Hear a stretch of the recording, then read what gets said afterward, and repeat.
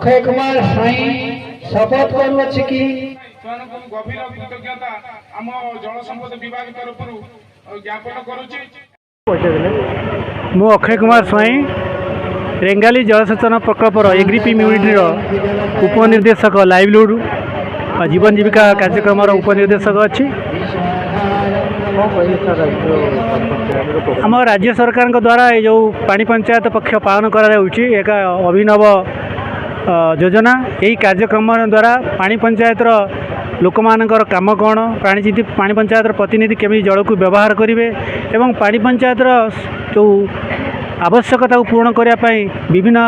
ऋतु में अर्थकारी फसल करी एवं चाषी मानक सठिक में शेष मुंड को केमती पर्यायक्रमे पानी देवे से विषय आमर आज उपस्थित अतिथि माने से मतामत पोषण कले एवं से संदेश भी देले। एवं द्वितीय कथा हूँ जे पानी पंचायत रे जो अर्थकारी पानी पंचायत गोटे गोटे बहुमुखी योजना हो पार जेपरिक आमर सार विहन प्रक्रियाकरण कर विभिन्न कृषि जंत्रपातिर व्यवस्था कर चाषी मानक सुलभ मूल्य विहन समय उपयोगी ज्ञान परामर्श ये सब दे पारे पानी पंचायत गुड़िक आवश्यक जल पाई से माने रेंगाली जलसेचन प्रकल्प द्वारा बहुत उपकृत हो पारे।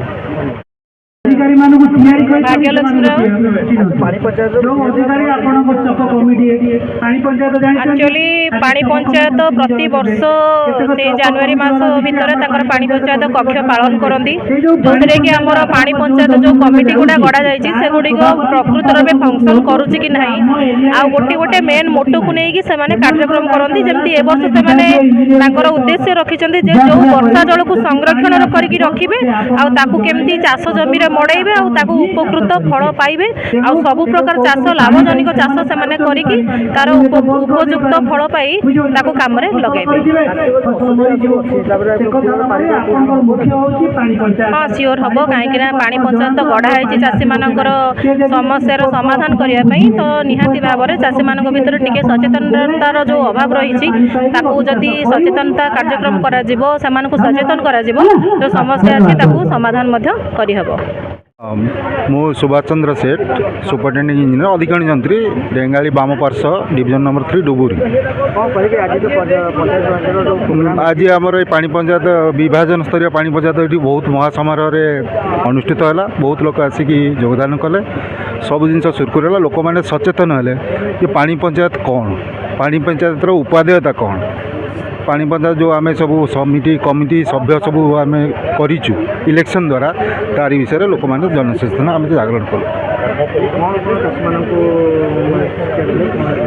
से केमती सुचारू रूपे जल बंटन करा चाष जमी केमती जीव से विषय जानी नथिले जोटा कि से पानी पंचायत थ्रो रे जो रबी हो कि खरीफ सीजन हो पानी केमती सप्लाई करा कौ हिसाब से डिस्ट्रीब्यूट हम से विषय लोक आम सचेतन कलु से विषय लोक मैंने जानी बहुत खुशी है।